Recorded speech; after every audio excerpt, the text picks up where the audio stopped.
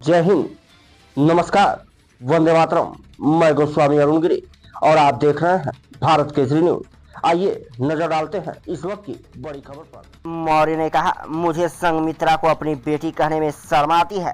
रोना धोना ओछी बात है। यूपी सरकार के पूर्व कैबिनेट मंत्री स्वामी प्रसाद मौर्य ने अपनी बेटी और भारतीय जनता पार्टी की सांसद संघमित्रा मौर्य को लेकर कड़ू टिप्पणी की है।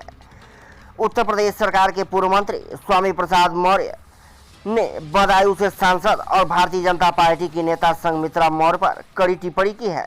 संघमित्रा का रोते हुए एक वीडियो वायरल होते ही उनकी यह टिप्पणी आई है। स्वामी प्रसाद मौर्य ने कहा कि संघमित्रा को अपनी बेटी कहने में मुझे शर्म आती है।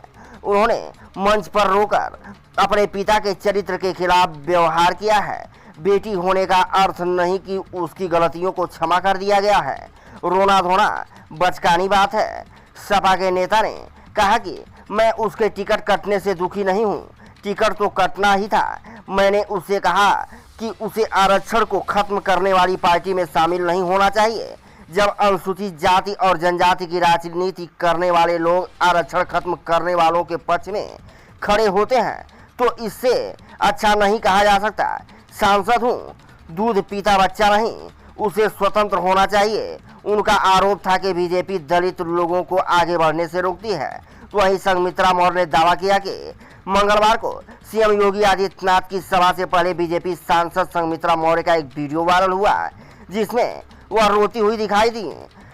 बाद में पत्रकारों से बात करते हुए संघमित्रा ने कहा कि यूपी सरकार की मंत्री गुलाबी देवी ने उन्हें राजा दशरथ की एक कहानी सुनाई जो उन्हें भावुक कर देता है और उनकी आंखें नम हो गईं।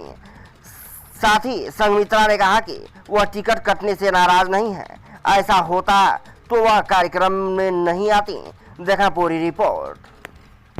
जी का बयान भी आया कि ऐसी मैंने जो कहानी सुनाई थी, ऐसे कोई कहानी की बात नहीं है। हम सब किसी भी पद पर पहुंचे, पद पर पहुंचने के साथ साथ मानव है और मानव जाति है तो स्वाभाविक तौर पर कभी कभी भावुक पल आता है। और खासकर हम सब महिलाएं हैं तो महिलाएं तो और भी भावुक होती हैं। वो किसी भी पद पर पहुंच जाए तो वो भावनात्मक स्थिति पैदा होना कोई बड़ी बात नहीं है हम महिलाओं के लिए। आपका तो बयान कल ये था ना रामायण के, उन्होंने कोई कहानी सुनाई थी इस वजह से भावुक हुए थे, उन्होंने उसका खंडन किया। निश्चित तौर पर राजा दशरथ के एक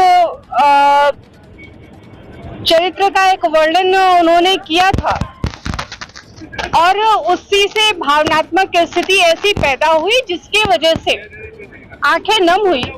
बाकी आप हमें सामने देख रहे हैं, हम भारतीय जनता पार्टी के कार्यकर्ता हैं और कार्यकर्ता की तरह लगातार कार्य कर रहे हैं। आप उदास नहीं है टिकट कटने से? निश्चित तौर पर बिल्कुल भी नहीं हूं, क्योंकि टिकट यदि कटा तो वो कल नहीं कटा, वो 24 तारीख को ही लिस्ट आ गई और उसके बाद में बदायूं के प्रत्याशी और क्षेत्रीय अध्यक्ष बड़े भाई आदरणीय दुर्विजय साक्य जी को मैं बरेली से बदायूं तक खुद साथ लेकर के आई हूं, सारे कार्यक्रमों में साथ रही हूं। तो अगर टिकट के कटने से कहीं पर उदासी होनी होती तो वो 28 को या 24 को होती, ना कि 2 तारीख को होती। तो क्या मान रहे हैं टिकट कटने का कारण?